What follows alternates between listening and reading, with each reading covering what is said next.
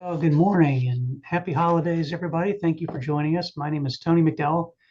I'm the Executive Director of the Opioid Abatement Authority, and I'd like to welcome you to another installment of the OAA's Abatement Academy. So, the Abatement Academy is a series of webinars that present best practices in opioid and substance use abatement strategies, and it highlights efforts being funded with opioid settlement funds around Virginia. Our speakers generously give their time and expertise to present these sessions. Like all the abatement academies, today's session is being recorded. Both the recording and the presentation itself will be uploaded to the OAA's website, and an email will be sent out to everyone who registered, providing you with a link to both of those materials.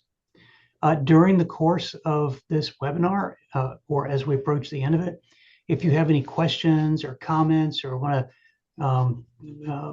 pose any of those questions or comments to our speakers, please type them into either the chat or the Q&A box, whichever. And as your moderator, I'll screen the questions and pose them to the presenters either during the session or more than likely towards the end. So today's presentation is going to focus on re-entry to recovery at the Virginia Department of Corrections. And our friends at DOC have a great story to tell. They've been very, very busy and having some great outcomes. And so I'm very pleased to introduce our two speakers today. And I'm going to begin with my friend and colleague, Alan Stewart.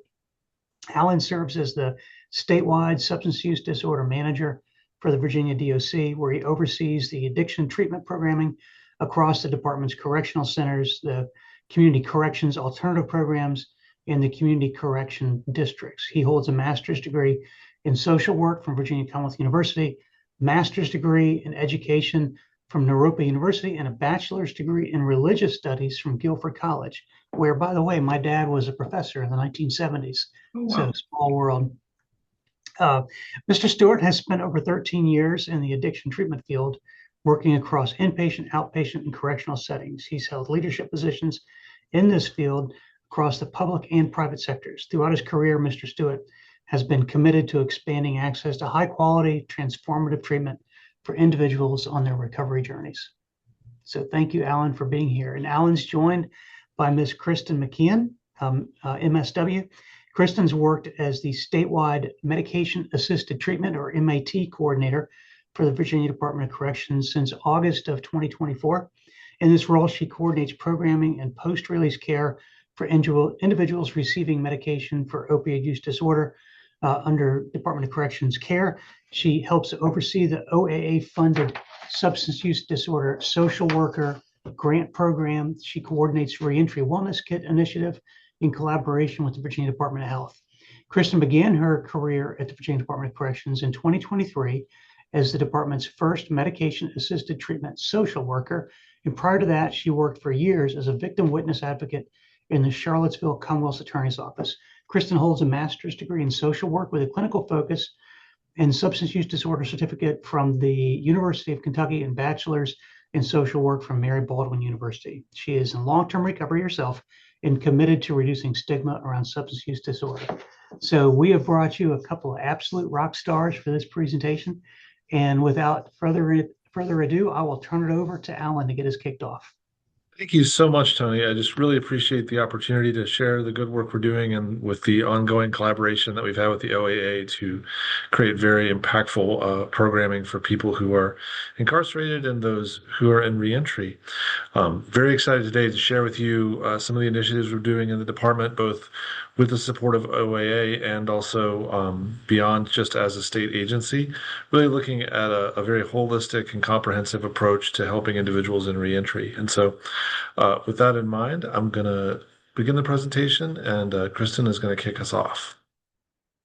Yeah, so good morning. Very excited to be here with you all today. So before diving into specific DOC efforts, let's start with the basics of why we're all here. So what is addiction? Addiction is a brain disease. It's a chronic relapsing brain disease. It is absolutely not a moral failing. And I think it's important to reiterate that because there is still so much stigma and unfortunately still a lot of shame in living with addiction and in seeking treatment.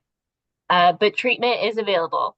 So as the slide states, Medical and professional help are often necessary, and when people living with addiction feel as if they are bad or feel shame around their addiction, they may continue to try to use in secret rather than reaching out for help. So I'll point out this trajectory here on the slide that often starts with experimentation and then continued use, and the structure of the brain can actually be altered. So in this way, addiction hijacks the brain and decision-making processes, and the cycle of repeated use continues despite negative consequences, such as incarceration. So for many people who come into the care of DOC, this is not their first negative consequence. Those consequences often continue to pile up until treatment and recovery is sought. Which brings us to the next slide. So what is recovery? And I'm going to actually read SAMHSA's definition here because I think it's so important. So they define recovery as a process of change through which individuals improve their health and wellness, live self-directed lives, and strive to reach their full potential. And I really love this graphic here because it really illuminates recovery as a process, and it is not linear. Oftentimes as professionals, we get someone into treatment, they're doing well, and we might feel disappointed when there's some backsliding, but that is normal. I think it's important to know that. There are many pathways to recovery, and everyone is different. It might take multiple tries to find which is right for an individual. So throughout this presentation, you'll hear about the many pathways to recovery in the Department of Corrections, as well as hear some stories that illustrate the nonlinear process of recovery. I'll pass it back to you. So as we proceed, I want to zoom out for a moment and just highlight some statewide successes that we've had in the past couple of years through the collaboration of numerous state agencies, law enforcement, citizens, recovery organizations around the state, and due to the efforts of both counselors and case managers, the Department of Health's tremendous efforts saturating the state with naloxone, which can reverse an opioid overdose. Virginia has experienced a 33.5% drop in opioid overdoses between 2023 and 24, and a 36.6% drop from 2021 to 24. Now, fentanyl was involved in 64.6% of overdose deaths, which is down from 76.2% in the past years. So why does all of this matter? What this is showing us is that we are beginning to get ahead of the opioid epidemic on a number of levels, right? We're reducing the amount of fentanyl in the drug supply, and that's largely due to interdiction and education. And also, as we saturate the Commonwealth with Narcan, there are fewer deaths. So we both have fewer deaths because we have assistance available more readily, and also because I think many of our treatment efforts are succeeding. But this is, not the time to stop. We want to double down and keep going. But looking at how we have essentially gotten our levels down to pre-COVID levels, back to 2019, that's a stunning victory. Many, many lives have been saved. And I want to just sort of highlight the scope of the problem, From a historical perspective, the last time Virginia lost this many, adults who were, young and middle age, we were fighting Imperial Japan and Nazi Germany. So 11,444 deaths in World War II for Virginians. In the same 4-year period of 2020 to 2024, we lost 11,187 due to drug overdose. So it's a powerful problem when we think about, accidental or unnecessary causes of mortality. And so the good news is that we have it on the run. As of April 2025, the count of overdose deaths in Virginia is the lowest it's been since 2016. So we saw this peak with the introduction of fentanyl coming in after the prescription opioid crisis. And we can see that the multi-dimensional efforts across the state are starting to really bear fruit. And we'll talk some about how the Department of Corrections participates in that, but also we'll look at other avenues of success as well. So one of the reasons why the department takes these numbers so seriously is because 67% of individuals who are incarcerated in the Department of Corrections, by our own assessment, are at risk for SUD, right? So substance use disorder need. Doesn't mean they're in active addiction, but it does mean that they are at risk. The state responsible inmate population in the department is 22,000 individuals. So you can pretty quickly see that that's a large number of citizens right there. State responsible probationers and parolees, you're looking at 61,000 individuals. About 70% of them, by the same assessment, have an indicated SUD need. And so, because the population that we serve is disproportionately impacted by SUD, it becomes very important that we offer all levels of care to support people in their treatment.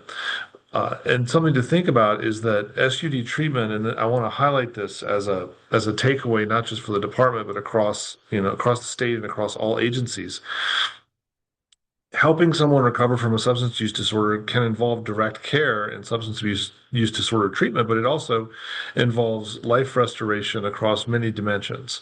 So career training, workforce readiness, education, cognitive restructuring, which means helping people with criminal thinking, mental health support, parenting, ensuring they have Medicaid enrollment, that they have their identity documents, and having warm handoffs across the continuum of care, both while they're incarcerated and as they're released, all make a huge difference in terms of individuals' ability to engage in treatment and to have positive outcomes.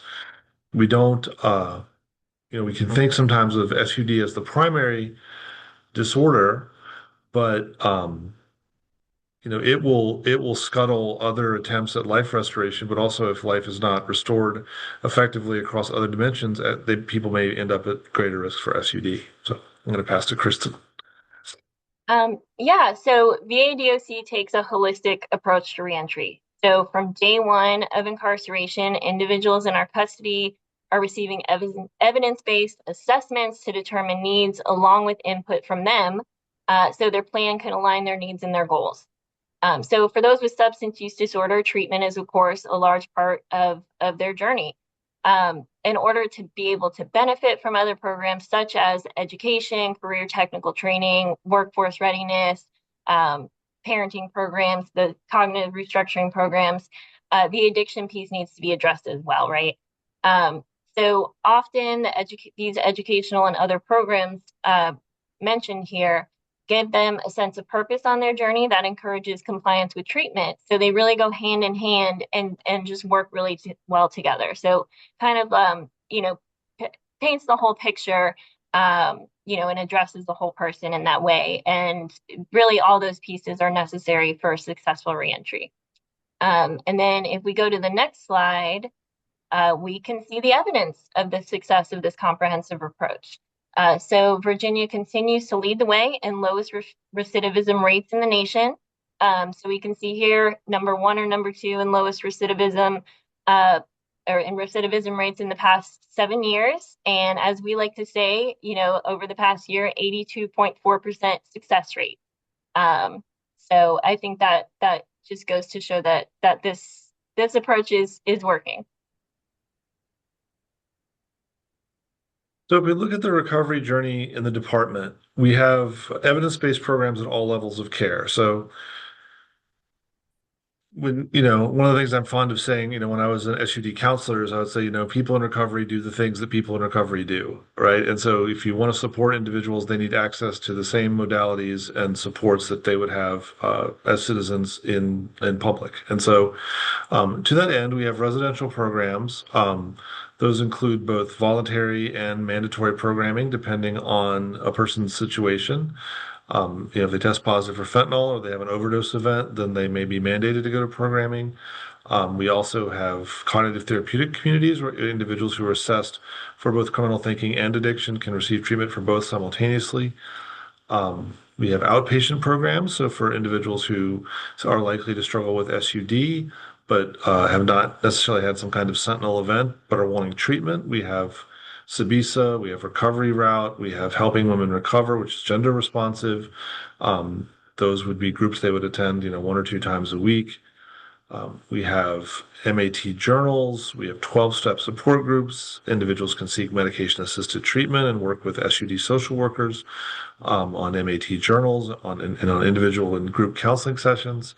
And then we offer continuing care. So as individuals are exiting, being released, we ensure that they have discharge summaries, continuing care plans, referral forms, and of course, everyone who's releasing from the department has the opportunity to take a reentry wellness kit, which was a collaboration between the Right Help Right Now initiative from the governor's office, the Department of Health, and DOC, sending out harm reduction supplies and Narcan. We'll get into the contents of the kit in a deeper way later on.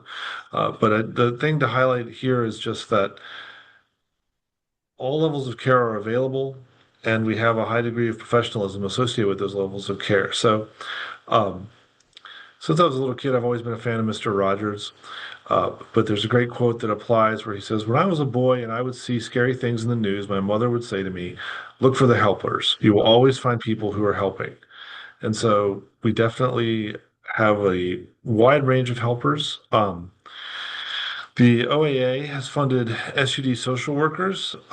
They funded 6 positions for the past 2 years, and in the coming award cycle, they have funded an expansion of 5 additional positions. And so that allows for individuals who are on MOUD or who are struggling with SUD to have a SUD-specific home plan, to have guidance and connections to resources while they're incarcerated, to access group and individual support, and to have appointments when they leave to make sure that their care is continued when they go home. We have contracted staff through Spectrum. We have multiple residential programs. Spectrum Health Systems provides program directors, counselors, case managers to support individuals at these programs. We have 6 roving SUD cognitive counselors who can be deployed based on need to various prison facilities and offer group care. We have recovery support navigators for those sites that don't have an SUD social worker.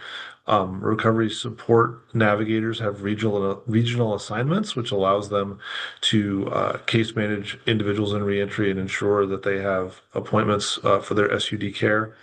And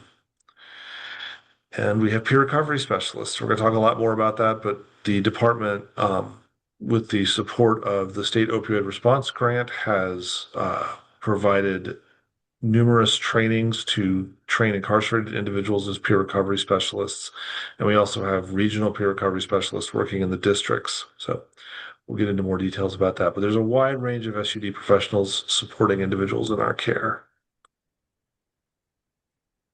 All right, so Alan touched a little bit on the SUD social workers, so I'm going to go a little bit deeper into it. This is actually one of my favorite topics. I work very closely with the social workers. I think there's a few of them tuned in today, so shout out to them. So with the support of the Opioid Abatement Authority, DOC has implemented SUD social workers at institutions throughout the Commonwealth. So the initiative, as Alan mentioned, has grown from 7 SUD social workers, 6 of which are from the OAA grant fund, or they're OAA grant funded, to now 11 OAA funded positions, so 12 total statewide. So this position is so critical because it fills in gaps in the system and works to ensure that no one in our care falls through the cracks. We can look at these objectives here. Medication-assisted treatment is at the heart of the role. One primary responsibility is connecting people receiving a medication for opioid use disorder with appropriate SUD treatment. And so that can be either, when they're in still in our care or when they release to the community. And so the social workers can provide treatment in group and individual settings, and also refer out to some of the programs you'll hear a little bit more about in more detail. I know that some of them were mentioned, but some of the various programs we have throughout DOC. So providing SUD screening, we've talked about the counseling and the medication-assisted treatment. Alan mentioned the peer supports that we'll get into a little bit later on. And then if we go to the next slide, we'll talk a little bit more about the SUD specific release plan. So reentry support is one of the most important pieces. So we know that that time period right after release from prison is extremely high risk for overdose. So the social workers work to ensure a warm handoff with treatment clinics post-release. Every inmate receiving an MOUD or who wants to be evaluated once they're in the community, maybe there wasn't a need for it while they were incarcerated, but they think that they want to be evaluated when they leave, all of them will receive an appointment at a CSB or a clinic in the area in which they release to. So that just increases the likelihood that they'll follow up. And also, with each appointment, a referral form is sent to the receiving probation district as well as the recovery support navigator to ensure they follow up on that end. So, someone leaves, once they leave our custody, they usually have to follow up with probation pretty short order. So they can go into that probation office and the probation officer will have that information and they can say, hey, I saw that you had an appointment set up tomorrow, or, you have one yesterday. How'd it go? You have one tomorrow. Is there any support you need around that? Do you have a plan to get there? And so it just, it really just is more safety nets around it and just really ensures that people are getting the treatment they need. It works really, really well to ensure continuity of care. And we have seen this in action. So one individual in particular that comes to mind, released from one of our facilities over a year ago, was connected to outpatient SUD treatment as well as a medication-assisted treatment clinic, and has continued with that treatment, with the medication-assisted treatment, continues to check in even a year later, and has expressed that extra support during that time was a huge relief. So the continuity of care piece just takes one thing off a pretty full plate at the time of reentry. So it also falls on the department to be responsive to emerging needs and trends within the landscape of addiction, across the state and across the nation. And unfortunately, the same problems that impact our Commonwealth also impact those who are incarcerated, which includes things like the fentanyl epidemic. So, as many of us are probably aware, fentanyl and fentanyl contamination in the drug supply is a unbelievably dangerous trend that has emerged in the last 5 years. And to counter this epidemic, the department has created something called the Fentanyl Response Program. So, we have robust drug testing within the department, and if individuals test positive for fentanyl, then they would attend the Fentanyl Response Program, which is housed at Pocahontas State Correctional Center. Spectrum is the contractor that staffs the program, and they would receive 4 months of intensive residential treatment in a very safe and secure environment that's cut off from general population in such a way as to ensure that illicit substances are very, very difficult to obtain, if not impossible. In the same way, if an individual experiences a drug overdose, then they have the option, or they're required to attend the residential illicit drug use program, which is called RIDE-UP. Similarly to FRP, it's housed in a safe environment, and both programs offer assessments, structured programming, interactive journals, peer recovery specialist support with peer recovery specialists living within the program. And this can be a very profound aspect. So I'll talk a little bit here on 2 levels. We have peer recovery specialists who have opted to, with long good time and long sobriety, to live in these more restrictive environments in order to offer SUD support, because it brings meaning to their life and it becomes a profound expression of their own recovery. And so I find that to be quite inspiring. And we also have program participants who have graduated and are now progressing through the steps of becoming peer recovery specialists through the DBHDS trainings themselves. One in particular was a gentleman who was serving a life sentence and a bit older.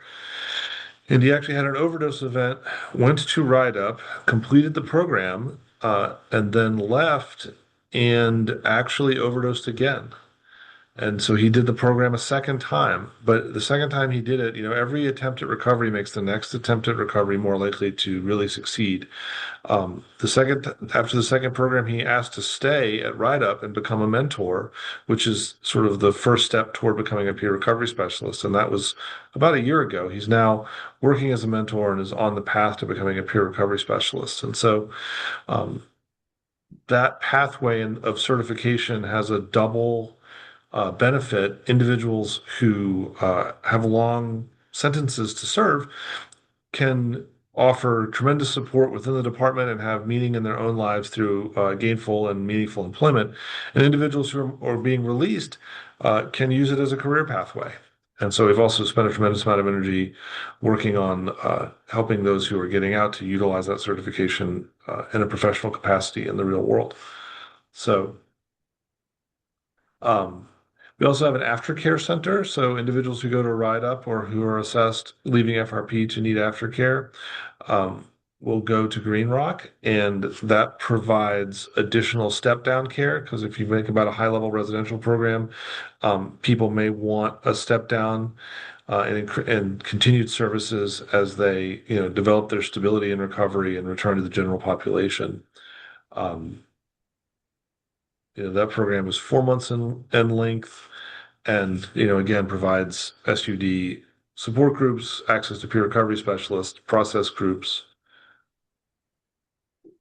We also have cognitive therapeutic community programs. So this is a different track entirely.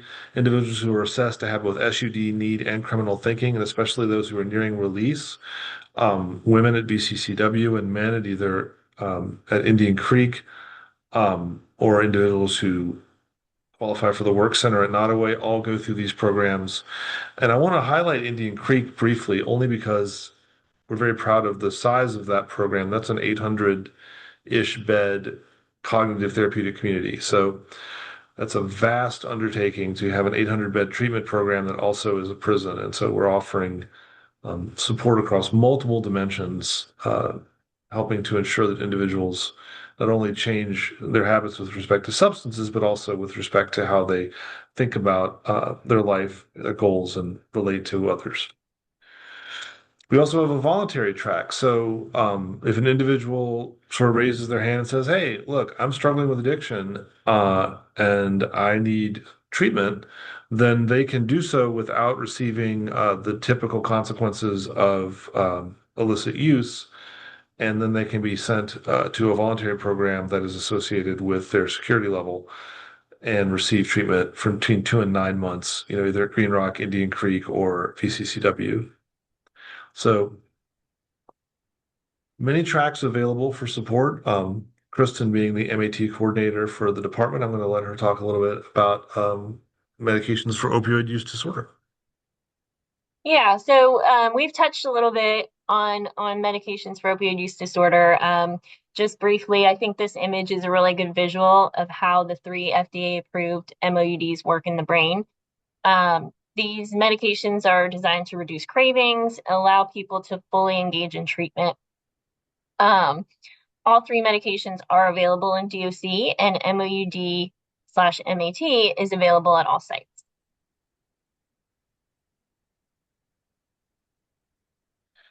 So we also have outpatient services. So for individuals who are seeking support and treatment, but are not in immediate crisis, we have cognitive behavioral interventions for substance use. That is a 47-week long program or 47-session long program that offers group counseling. And we have recovery route, which is 12 weeks, and we have helping women recover. So all of these are evidence-based programs that support individuals in recovery in a group setting. And as many of you probably are aware, one of the treatments of choice for SUD is group counseling. We also have peer recovery specialists who really do guide the way with lived experience. And this has been an extremely profound initiative. Over 100 inmates trained since 2022. There's a gentleman who was at one of our correctional centers, one of our higher security facilities, who's serving life, and he's relatively young. under 30, and I was walking between buildings, and he literally came running up to me, like, full tilt, smiling. He's like, Mr. Stewart, Mr. Stewart, and he gets to me and he was like, I just finished my peer recovery specialist training. I'm so excited. I can't wait. Um, I get to share, what I've learned. I get to share my recovery with others. And I think that, there's a profound impact both in the lives of the person who's, offering the assistance, but also in terms of because it's peer to peer, they are able to connect in a way that is often more impactful than if, the same information was coming from, a staff member. So that is a profound and important aspect. And the Executive Order 26 work group has actually released a peer recovery specialist employment guide. So the other piece there is that when individuals are released from incarceration, then they can be hired by the DOC, by sheriff's departments, by recovery houses. There's all sorts of possible employment pathways for peer recovery specialists in the community. And so just the nuts and bolts of that, they complete the 72-hour DBHDS training. They receive supervision and certification. Once they receive their certification, they can take the exam for certification. And then within the probation and parole districts, we actually also have employed SOAR-funded peer recovery specialists that are DOC employees and that offer support within the districts and assist with the hiring of vendors. Each district, if they want, there's 955 money, they can hire peer recovery specialists in the community to come in and support individuals on probation and parole. I can see Tony is appearing, so I'm suspecting there's a question. I will defer to him. Yeah, the question, I'm going to modify it a little bit to what I think is the question they're getting at, is that you've mentioned the importance of peer recovery specialists. You've talked about how people in Rise Up sought that out and achieved it. The current slide talks about the process. Does Department of Corrections have a goal or a program or an intent to offer this to inmates, and what does that look like? In other words, how is this communicated to inmates as an opportunity, and what does that opportunity look okay, like? I get it. So like I just want to make sure I understand the question. So if I'm an inmate and I'm at Pocahontas Correctional Center, how do I find out that I can do this? Is that Correct? Got it.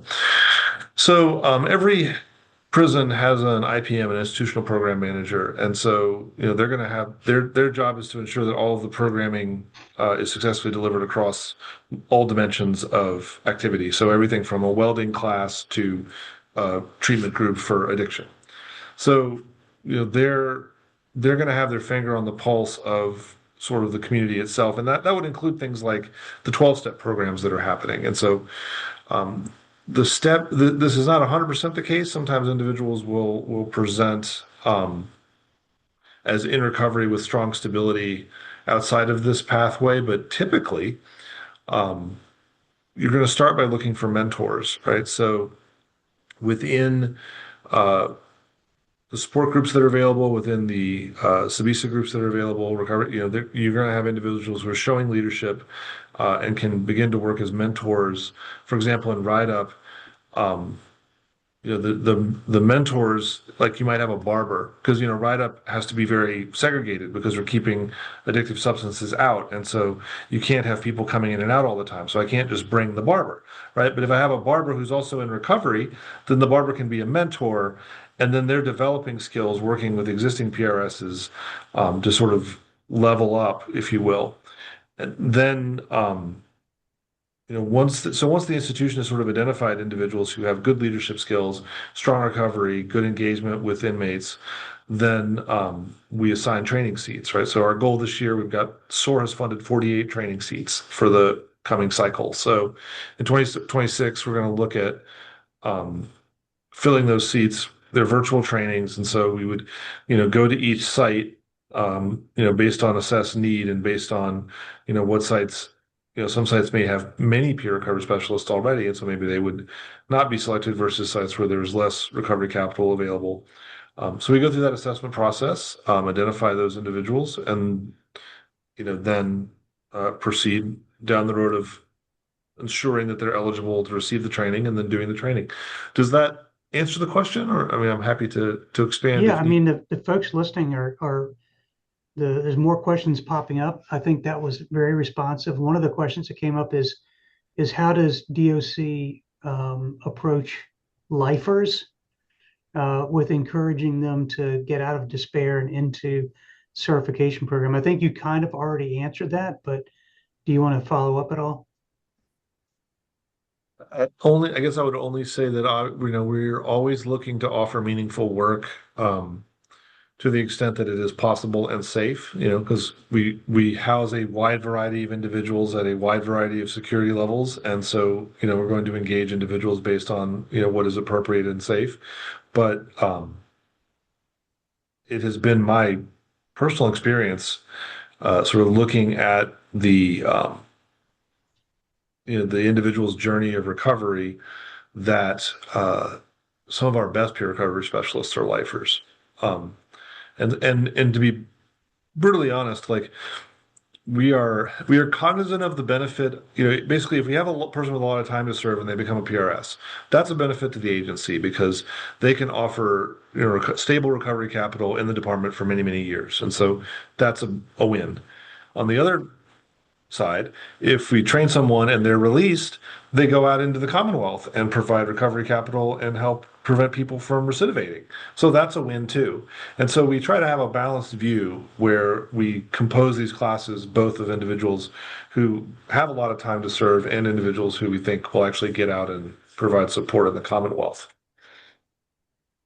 Perfect. There's a few other questions that I think we need to hold until the end because I know you've got some more material to cover. Fantastic. Um, so I'll just talk briefly about community corrections.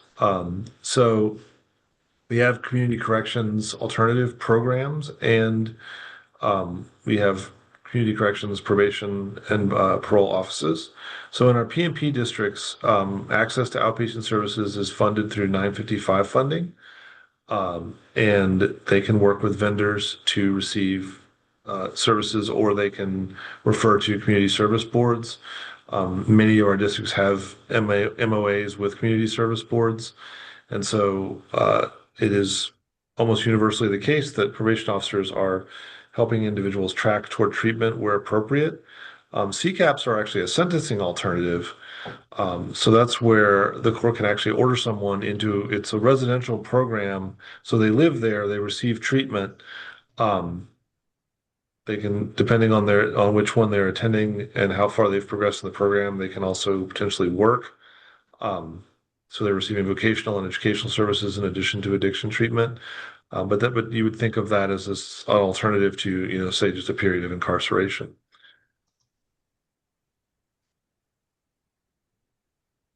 All right, so here we have another great OAA supported project. So the picture here shows the first unmonitored naloxone dispensing box. So this is located in Probation District 43, which is in Tazewell. So it has been hugely successful. Over 800 naloxone kits distributed in 2025 so far. Right. So based on how successful this has been with the support of OAA, the project is expanding to include 6 more boxes throughout the state. So you can see the locations listed here. Really working with the goal of naloxone saturation, which of course we know saves lives.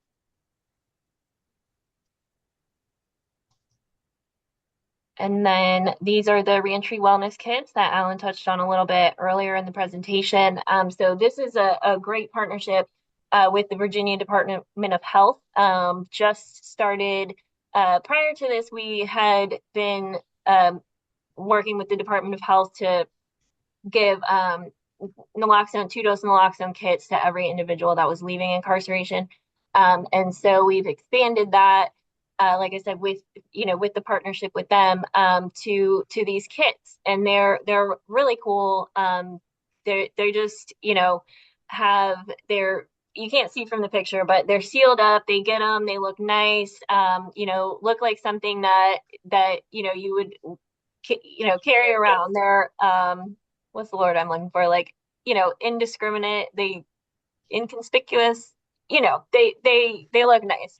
Like something you'd pick up at like a concert or something if you were a VIP. Like they're a cool little briefcase box. There you go. Thank you. Yeah, it's like a little briefcase. Um, and so it just contains a lot of harm reduction and wellness supplies. So the harm reduction stuff that we has been mentioned. So the naloxone, of course, medication destroyer kits. There's wound care kits, pest strips for fentanyl, xylazine pest strips, and then wellness supplies. So it's also got toothbrushes, toothpaste, shampoo. That kind of stuff. And then also you can see there on the top, there's there's a resource card. And so you can scan it and you can get, different resources throughout the Commonwealth, as well as a message from Governor Youngkin and a message from Director Dotson. And so that has been, like I said, started in May and has been very successful so far. So we also have 12-step available at the majority of our prisons. So this is just another way that individuals can work in community to support each other's recovery. Sometimes those are led by inmates. Sometimes we have individuals from the community volunteering to come in and lead the meetings. And the last thing I'll say is that over the past few years, the current administration has stood up Right Help Right Now and One Pill Can Kill. They've really, pushed the treatment, pushed fentanyl awareness, and the result of that has been a huge reduction in overdose deaths. But we really, want to continue that awareness. And with that in mind, we have a series of posters that hang in all of the prisons. We've offered education across the department. Operation Free obviously is another initiative that has supported individuals in recovery and, really just bringing to the forefront the awareness of the dangers of, addiction and, the sort of new level of lethality that we're facing. And so we have continued that educational initiative, behind walls. And obviously, as individuals are getting out, we try to keep them as aware as we possibly can, through all of our points of contact, so that not only do they have warm handoffs, but also that they have awareness. One of the big pieces here that I'm especially excited and proud about is that in consultation with the OAA this year, as we look to expand the SUD social workers, in terms of the staffing level, we also looked at expanding their scope. And so a piece of that was SUD specific home plans for SUD impacted individuals who maybe were not specifically on a medication for opioid use disorder. So if I'm in a reentry pod and I've been assessed as having a meth addiction, and I'm concerned about when I get out, how am I going to handle that? They're going to get to meet with an SUD social worker so that they can develop a home plan, but also have education around, hey, you've been incarcerated for the past 15 years. You may not be aware that fentanyl is now in the drug supply and that you could experiment once and receive a lethal dose. And so I'm excited about that expansion. And, we're proud of the partnership and deeply appreciative of the impact that it's going to have. So that brings us to the conclusion of our formal presentation, but we're very open to questions. Fantastic. Great presentation, guys, and perfect timing. There's a few questions in the chat that pertain to the kind of programs and efforts that you're describing and whether or not those same types of efforts are being provided for people with substance use disorder in local and regional jails. I did type a response into the chat for everyone that, under Virginia structure and Virginia law, Department of Corrections is separate from local and regional jails. The local and regional jails are overseen by a different board. They're not overseen by Department of Corrections. Having said that, you do have a lot of interaction with the local jails, the regional jails. Can you comment at all about what trends you're seeing in terms Absolutely. of inmates? So, Because most of your inmates, I would presume, start out at a local or regional jail while they're going through trial and whatnot, and then they wind up in DOC. Can you speak to that? Certainly. Obviously, thank you for the preface, because I can't speak for local and regional jail authorities. But there's a couple ways I can talk about it. One is that, as one of the chairs of the Executive Order 26 Reentry to Recovery work group, the purpose of that work group is to assist with reentry statewide. And so, in that capacity, I am aware of the efforts of many local and regional jails and their administrations and the positive work that they're doing. And so, one of the trends that we see, we are able to continue medication assisted treatment, MOUD, coming from a regional jail. And so, if you go and you look at our intake population, you do see people coming from various locations already on an MOUD. So some locations are rolling that out. There's places like, I'll call out Chesterfield County has the HEART program, which is a, very well-developed addiction treatment and support program. So we absolutely see that, and we see people engaging in the meetings, gaining best practices, wanting to address and share, the opioid epidemic, wanting to address addiction and wanting to share best practices. As you might expect, if we look at every jail and across the Commonwealth, the level of engagement varies somewhat. But also, just because I don't have someone on my radar doesn't mean they're not doing good work. It just might mean that I don't know it. So it is certainly true. I think that everyone who is dealing with the criminal and working in the criminal justice environment, dealing with justice-involved individuals, is struggling with folks who have addiction and need support. And we're all trying to paddle in the same direction as much as we can. Yeah, that's really helpful, Alan. And just for all of the attendees, local and regional jails are funded almost entirely by the local governments that are served by those facilities. And so with that as an understanding, the Opioid Abatement Authority is able to provide grants to the localities, to the cities, to the counties that support those local and regional jails.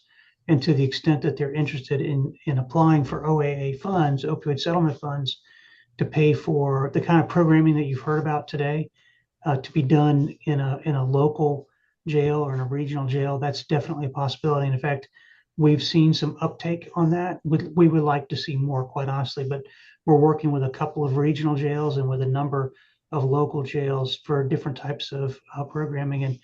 And my colleague Carolyn Lemire from VDH just put a note in the chat about the availability of naloxone for those same local and regional jails. And so sometimes there's a concern about the cost, right? It always comes down to money. I will tell everybody from my own experience that it's cheaper, quite honestly, to help somebody and help them get well than it is to incarcerate them. So typically in a local regional jail, you don't have lifers in those facilities. They're either going on to DOC or they're going back out to the community. And so a local regional jail is really a great place to invest in helping people to become healthier so that they can, go back to a productive life and back to their families and their careers and not be a financial burden that they would be if they remained in corrections. And so I'm sorry, Kristen and Alan, for diverting a little bit to the topic of local and regional jails, but sometimes it's hard to separate these when you're talking about the same population really just being served. I really appreciate going there, actually, because the thing is, it's important, even if part of what we're doing is just getting the word out that it's two separate things, right? Because the Department of Corrections is, 39 prisons, 43 probation districts. That's one subset of activity. And so even just helping individuals understand the distinction so that their advocacy can go toward, the place where it's intended is of great benefit. So I always appreciate that clarification. All right, so just to our attendees, we've got about 10 minutes scheduled left, and we don't have to take the full 10 minutes, but if anybody has any questions, if anybody wants to pass along any positive feedback, any feedback at all for Alan and Kristen, please feel free to just type it into the chat and we can share that with everybody. And I will just, while people are thinking about what they may want to include, I will say that it's been a real honor and a treat for myself and the members of the Opioid Abatement Authority to work with all of our colleagues at Department of Corrections. They've been extremely professional, receptive. We've been fortunate that we've been able to collaboratively put together multiple different programs that have been funded and well run and have been very, very successful using opioid settlement funds to address the challenges within Department of Corrections. And Alan, Kristen, thank you guys so much for what you're doing, and I look forward to continuing to work together to use these funds to help people. And I am not seeing any new comments, and so I am. There is a comment in here, and so I'll just go ahead and mention with the call with the jails. I think, Alan, you talked a little bit about recovery behind the walls, but it is a monthly call. Alan hosts that. So if anybody on this call works for a jail or knows someone that would be interested, I'm going to go ahead and speak for you when I say the more the merrier. Yes, We'd love to thank have you. you. So reach out, email either one of us, and we'll get you connected to that. Absolutely. Thank you, Tony. fantastic. Well, really good information. Thank you guys again for your time. Hope everybody has a safe and enjoyable holiday season, and stand by for more information about abatement academies to come in 2026. Thanks, everybody. Have a great day.